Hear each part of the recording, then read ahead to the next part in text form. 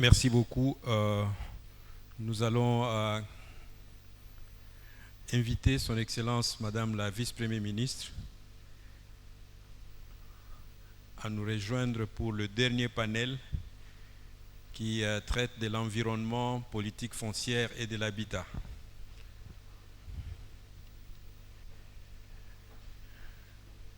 Sous vos applaudissements, la salle.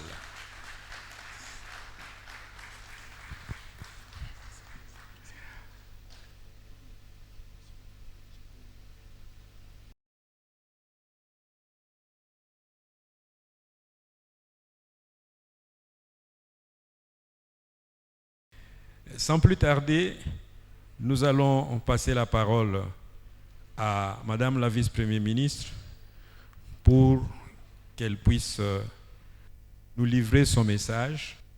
Cette édition d'Expo de Béton se centre sur les 5 piliers pour la reconstruction de la ville de Kinshasa.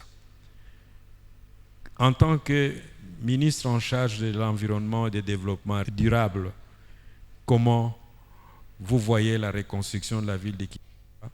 Quelles sont vos recommandations? Vous avez la parole, madame.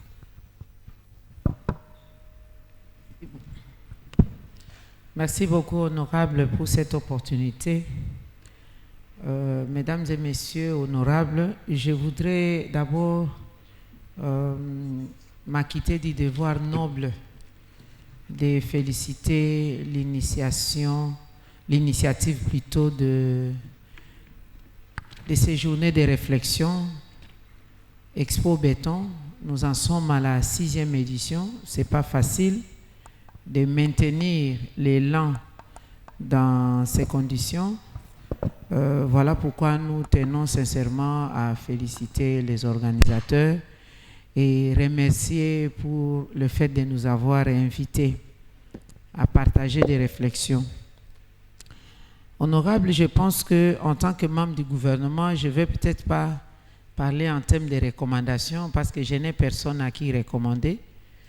C'est à vous de nous donner ces recommandations, mais je vais parler des politiques gouvernementales et des difficultés de mise en œuvre de cette politique. C'est vrai, l'environnement aujourd'hui revêt un caractère transversal dans la gestion de la chose publique. L'environnement, c'est-à-dire le réchauffement de la planète, nous impose 2 volets. Premièrement, l'adaptation en termes de programme et deuxièmement, l'atténuation en termes aussi de programmes et comportements. L'adaptation, c'est-à-dire nous devons nous adapter à la nouvelle donne du dérèglement du climat. Donc, si nous avions érigé nos maisons, notre habitat, si nous avons procédé à la planification de notre habitat, de la gestion de notre environnement, avant, d'une certaine manière, maintenant, le réchauffement climatique nous impose, même dans la construction, dans tout ce qui est intrant ou matériel de construction, devront absolument changer, tenir compte de la situation actuelle. En ce qui concerne l'atténuation, si nous avons l'habitude d'utiliser les procédés qui sont source ou cause des réchauffements climatiques, nous devons aussi changer des procédés, devoir utiliser des procédés non polluants, c'est-à-dire qui atténuent la moyenne de la température planétaire à l'objectif que nous nous sommes donnés à 1,5 degré Celsius d'ici 2030. Parce que si nous ne faisons pas attention à cela et que si nous ne tenons pas compte de l'adaptation et de l'atténuation, n'est-ce pas, d'ici 2030-2050, il y a des villes entières, des pays entiers qui vont disparaître et il y aura beaucoup de catastrophes. Concernant spécialement la ville de Kinshasa, dès sa création comme ville à ce jour, il y a un problème sérieux de démographie. Il y a la multiplication exponentielle de l'habitant. par kilomètre carré. Et il y a aussi un problème de déséquilibre dans l'occupation de l'espace Kinshasa. Si avant 1960, avant l'indépendance, la ville a été construite d'une certaine manière, avec une certaine approche, il y avait quand même des verrous d'interdiction de l'auto-occupation d'espace. Qu'est-ce que je veux dire par là? Avant l'indépendance, la ville a été construite selon les castes, selon les catégories des personnes. On appelait des évolués, on appelait des clercs et les colons lui-même. Les colons lui-même occupaient l'espace tout au bord du fleuve Congo, et spécialement l'ancienne commune de Kalina, Charles de Gaulle, Gombe aujourd'hui. Et aux abords de cette commune, il y avait les clercs et les évolués, c'est-à-dire ceux qui travaillaient au secrétariat de ces colons, et des évolués, c'est-à-dire ceux qui étaient dans l'administration. Et puis la ville avait certains quartiers qui étaient construits sous l'impulsion d'une politique de l'habitat, notamment les entreprises à qui on demandait de construire les maisons des ouvriers. Je prends le cas de l'ONATRA à l'époque au Traco, qui avait des maisons dans le camp Kaouka aujourd'hui, camp Sito, Matongé, les quartiers Rankin à l'époque et tout ça. Et puis il y avait le fonctionnaire de l'État, comme je l'ai dit, dans les quartiers comme Bandalungwa. Et puis nous avions Matete, et Onatra aussi tout le long du boulevard du 30 juin, il y avait d'autres maisons des évolués. Et à côté de cela, nous avions la force publique. La force publique aussi qui avait ses casernes, comme l'exemple du camp Kokolo. Donc, il y avait une politique de l'habitat selon les fonctions, selon les castes. Et avec le temps, lorsqu'il y a eu la construction des établissements éducationnels comme l'université de Kinshasa, on a tenu compte aussi de notre catégorie de la population, les étudiants, et cette fois-là les étudiants mariés. Les étudiants non mariés étaient dans les homes, et les étudiants mariés, on leur a construit des cités comme Lemba, la cité de Lemba vers Lemba Terminus, toute cette partie, Lemba échangeur aujourd'hui, c'était la cité des étudiants mariés. Après l'indépendance, il y avait aussi notre politique de l'habitat où on a essayé d'augmenter les quartiers par rapport aux fonctions. Il y a eu les camps des étudiants, les étudiants dans la police nationale, la gendarmerie à l'époque, à Matete, le camp Vitamine, et puis il y avait le camp Mobutu par la suite, et les camps des officiers, aussi au Bumba, et puis vous avez les camps comme vers Badiading. Et ça a continué pour l'habitat. Il y a l'Office national de logement qui a existé pour donner les maisons en termes de crédit. Et c'était le cas aussi de Bandal, d'autres maisons, une grande partie, Matete encore, Lemba, Kassavubu. Et nous avons continué avec la CNCI, la Caisse nationale d'épargne, qui avait donné aussi ces maisons. Aujourd'hui, on appelle les cités Salongo. Et des initiatives privées comme Cité Verte et Cité Maman Mobutu, qui avaient des initiatives privées. Ça se faisait autant à Kinshasa qu'à travers certaines provinces de la République, mais je vais me focaliser plus sur Kinshasa. Mais au fil du temps, il y a eu l'extension des villes. Si vous prenez l'extension de la ville, si vous prenez les cas des quartiers comme les communes comme la Gombe, vous allez remarquer pour ceux qui y habitent qu'il n'y a pas la construction des systèmes de fosses septiques. Mais il y avait d'autres canalisations, des gestions des eaux de pluie, les gestions des eaux souillées, il y avait des égouts. Et la même chose, même plus loin vers le camp Bumba, par exemple, il n'y a pas de fosses septiques. Il y avait ce genre de canalisation et qui avait un système de gestion des eaux souillées, système de gestion des eaux de pluie qui se jetait sur le fleuve, mais après traitement à un certain niveau, et ça passait par certaines rivières ici ou des égouts, et on ne sentait pas. Il pleuvait, on parlait après la pluie, c'est le beau temps. Et Kinshasa était Kin Label. Kinshasa était aussi plus ou moins verte, même si Brazzaville avait l'épithète de Brazzaville la verte. Mais je vous ai parlé de l'extension démographique et de la politique de l'habitat qui a été déviée autrement. Il n'y avait plus de contrôle des arrivées à Kinshasa comme c'était dans le temps. Avant de venir à Kinshasa, même si vous venez en famille, vous devez recueillir au départ une autorisation, et à votre arrivée, on allait à la commune, à l'état civil pour vous faire enregistrer.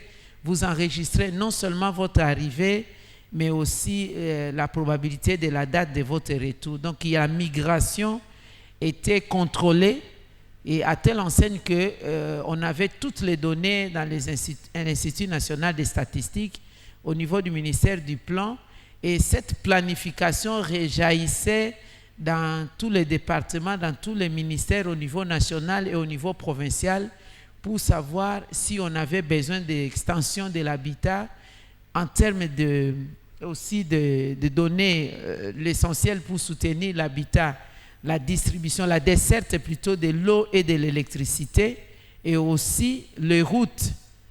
Il y a primaire pour les compétences nationales, les routes secondaires pour la ville, les routes tertiaires pour les communes, et évidemment, il y avait aussi des ruelles. Donc, on avait toute une idée de la gestion de la population. Mais depuis un certain temps, tous ces calculs, toutes ces gestions de la ville ont été bouleversés. Et du coup, à la lumière aujourd'hui de changement climatique, il a été demandé à tous les États du monde, y compris la RDC, donc y compris aussi notre ville de Kinshasa, de repenser les villes. Donc le constat que vous veniez de donner, honorable sénateur, vous êtes dans le bon, c'est vrai. Je peux donner un exemple. Si il y a 30 ans, on était à 1 million d'habitants à Kinshasa, aujourd'hui on est à plus de 12 millions d'habitants. Mais les infrastructures n'ont pas suivi par rapport à la proportionnalité de la démographie. C'est ce qui fait que nous connaissions des sérieux problèmes en termes de routes, des embouteillages. C'est ce qui fait que nous connaissions des sérieux problèmes en termes de dessertes en électricité et aussi des pénuries, même de l'eau, parce que cela ne suit pas. Les villes, l'auto-occupation des terrains s'est fait sans les normes. Il y a des gens qui précèdent le ministère des Affaires foncières, il y a des populations qui précèdent le ministère de l'Urbanisme et Habitat, qui précèdent le ministère de l'Aménagement du territoire. Alors que ce sont là les services publics de l'État qui devaient arriver avant, procéder à des lotissements et enfin procéder à l'occupation des terrains dans les normes, comme ça s'est fait ailleurs. Alors, c'est pourquoi au niveau du gouvernement, nous avions eu cette responsabilité-là au sein de la commission secteur productif et de reconstruction, le secteur interministériel, donc la commission interministérielle sous ma coordination. Là-dedans, nous avons le ministre d'État à l'urbanisme et habitat, au développement rural, à l'aménagement du territoire, aux affaires, le ministre des Affaires foncières, et nous travaillons ensemble et nous avons produit une politique d'ensemble où nous allons faire en sorte que, même le ministre des Mines, elle est là, faire en sorte que le droit minier, par exemple, n'emporte pas sur le droit foncier. Et qu'avant d'occuper un terrain, il faut en avoir les normes loties par l'État au départ. Il y a un autre élément de taille, je souhaiterais mentionner, peut-être qu'il y aura des questions, nous allons y répondre. Ici est de noter qu'au niveau du gouvernement central, en matière d'assainissement, environnement, assainissement, notamment la gestion des eaux souillées, la gestion des eaux de pluie, la gestion des déchets, le ministère de l'Environnement, au niveau du gouvernement central, a la responsabilité de la stratégie, la politique et les normes. C'est au niveau provincial qu'il y a la mise en œuvre, l'opérationnalité du terrain.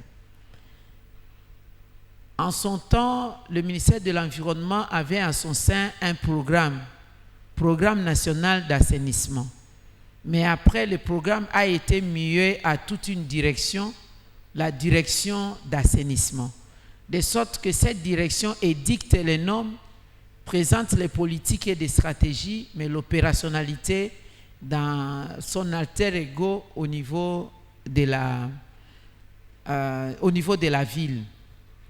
C'est pourquoi l'année passée déjà, lorsqu'il a été mis en place le gouvernement actuel, 3 mois après, nous avions présenté au sein du gouvernement central cette vision-là au niveau de Kinshasa, s'il fallait repenser notre ville, saisir les opportunités, par exemple, de la période qui nous est offerte, de la saison sèche, la capitaliser, travailler pour repenser en termes de canalisation des eaux, dégagement des égouts, etc. et la gestion des déchets. Parce que je vous l'ai dit tantôt que nous nous limitons à la politique et l'opérationnalisation a été faite au travers d'un accord signé entre le ministre des Finances et le gouverneur de la ville à qui les moyens ont été donnés et sont en train d'être donnés régulièrement, mensuellement, pour opérationnaliser cette politique. Et à notre niveau, nous avons signé l'accord de partenariat à notre niveau, c'est-à-dire niveau national, l'accord de partenariat avec des investisseurs privés. Parce qu'aujourd'hui, la gestion des déchets, par exemple, c'est devenu partout ailleurs une manne en termes d'investissement dans le cadre de l'économie circulaire. Autant les immondices, les bouteilles en plastique choquent la sensibilité lorsqu'on les voit parsemées à travers la ville, autant ça constitue aujourd'hui une grande opportunité de mobilisation, de mobiliser les ressources d'investissement. C'est-à-dire, malheureusement plutôt, je voudrais dire, dans la vision actuelle des investisseurs congolais et parfois certains étrangers qui sont chez nous ne comprennent pas encore que ces secteurs-là, c'est un secteur porteur de beaucoup de ressources financières, étant donné que vous avez là une matière première qui coûte moins cher, totalement moins cher, parce que c'est de la poubelle, c'est de la crasse, tout le monde veut s'en débarrasser. Mais lorsque tout le monde veut s'en débarrasser, vous pouvez l'avoir même gratuitement, transformer et vous procurer des richesses.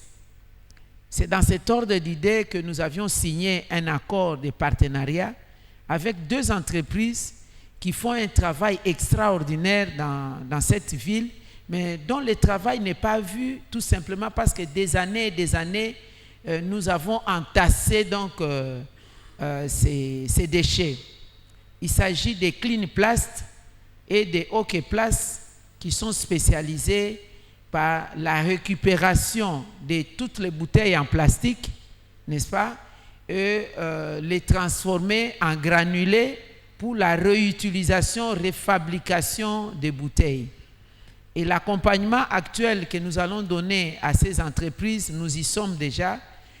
Il y a un arrêté interministériel qui va être pris incessamment entre moi-même, le ministre d'État au budget et le ministre des Finances, pourquoi pas du commerce extérieur aussi, en vue de les accompagner avec certaines facilitations, des allègements fiscaux et aussi de l'accompagnement dans le sens, par exemple, lorsque eux ils produisent des granulés, lorsqu'ils prennent les bouteilles plastiques dans le cadre de recyclage, ils en produisent des granulés et entre-temps, il y a des granulés qui sont importés ici pour la fabrication des bouteilles en plastique. Nous pensons qu'il est grand temps pour nous de promouvoir le marché local, parce que si nous faisons la promotion du marché local en mettant des restrictions du marché d'importation des granulés, ça va encore redonner les moyens à ces entreprises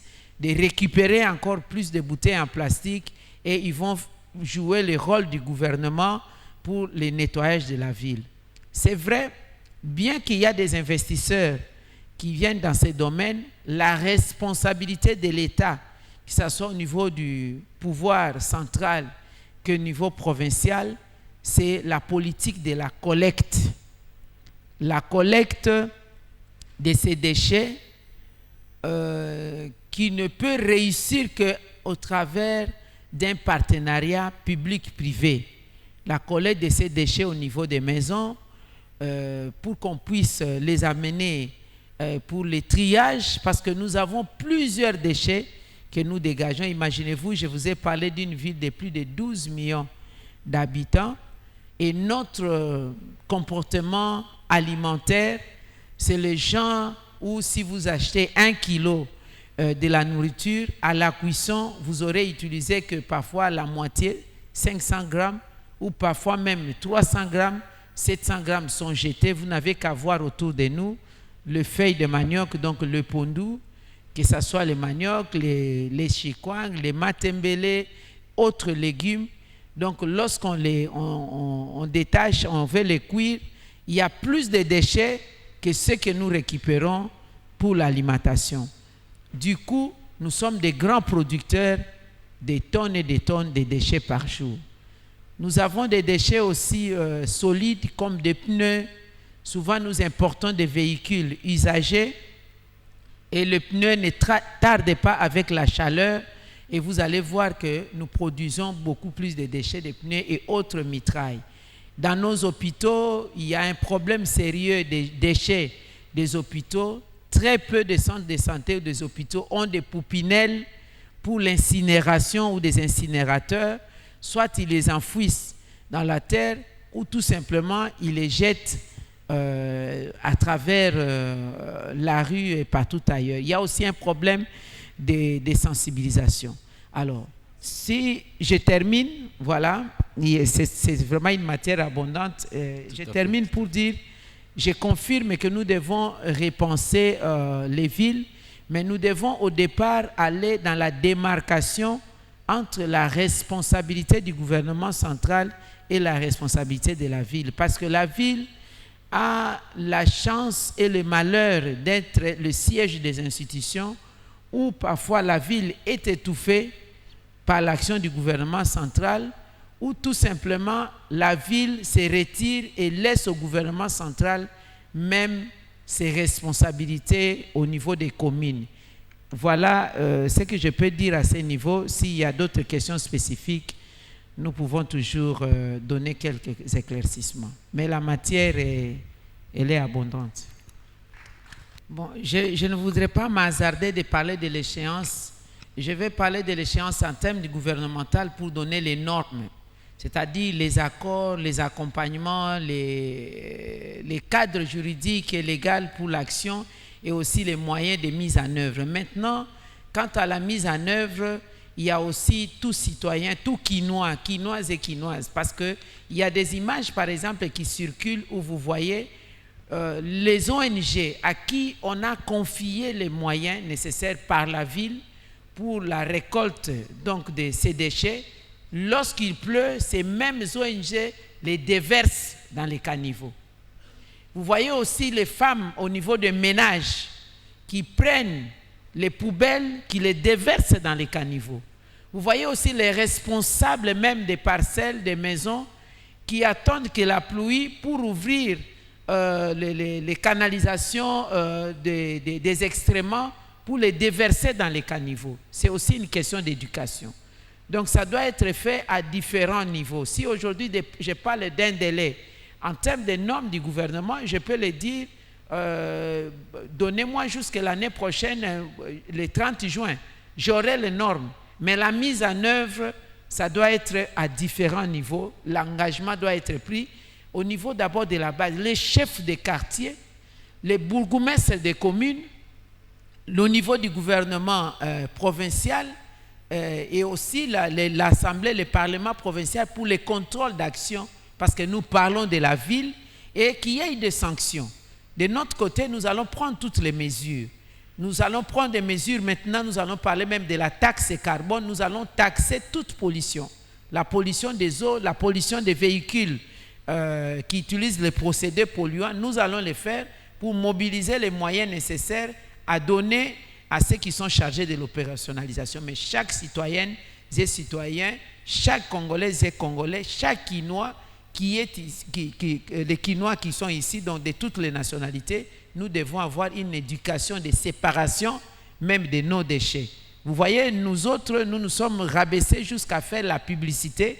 En tant qu'avocate, je n'ai pas le droit de faire la publicité. En tant que membre du gouvernement, je n'ai pas le droit de faire la publicité. Mais là, j'ai revêtu l'étoffe de la ménagère pour montrer que dès le départ, nous devons séparer nos déchets. Et la séparation des déchets permet à ce que lorsqu'il y a ces partenariats publics-privés dans la collecte des déchets, dans le traitement des déchets, ça soit plus facile.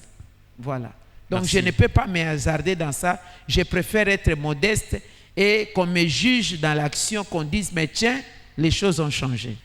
Pourquoi l'absence des stations d'épuration par rapport à la gestion des eaux usées, les services d'environnement pour contrôler la propriété de la maison et des maisons ménage par ménage.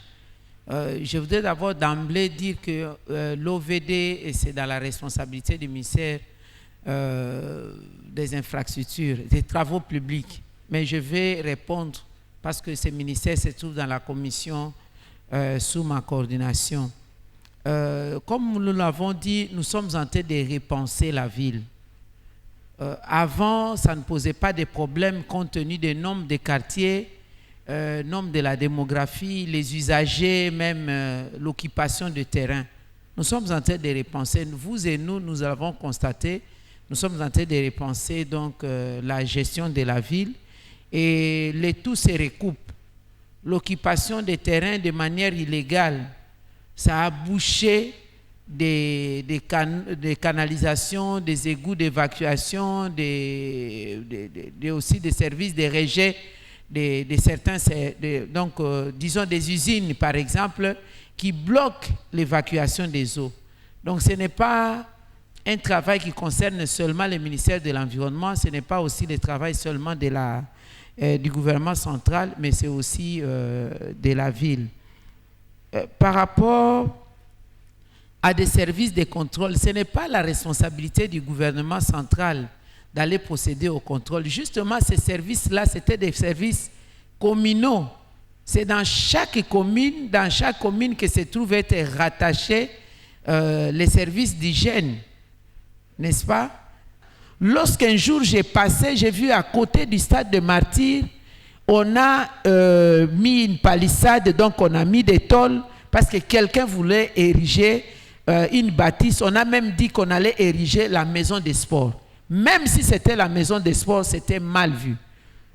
J'ai procédé personnellement à l'investigation. J'ai vu que c'était une grande personnalité du pays qui était en train de construire sa maison. Et nous l'avons interpellé, même si c'était un militaire, un général par surcroît, nous l'avons interpellé.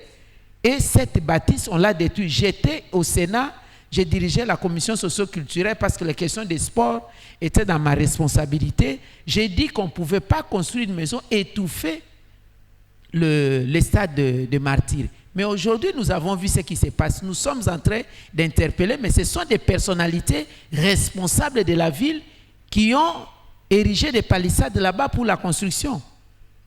Donc, ce sont des choses, lorsqu'on dit de donner des exemples, moi je suis d'accord dans l'approche, allons dans des exemples concrets. Un autre exemple, ceux qui sont à Lingouala le savent, le terrain des camps HB qui était là, il y a aussi des personnalités de ces pays qui étaient venus pour construire leur maison. Mais la population s'est levée pour refuser les jeunes gens qui jouaient au foot et on a tout détruit. La même chose à côté de Mama Yemo. Ces terrains seraient partis depuis longtemps.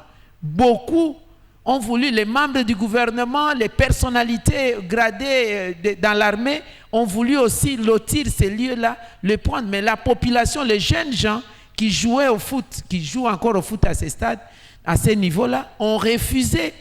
Donc la population devra se prendre en charge pour revendiquer aussi ses droits à différents niveaux. Je peux être ministre, je peux être aussi dans l'erreur, mais si je suis interpellé par la population, je pense que je vais reculer.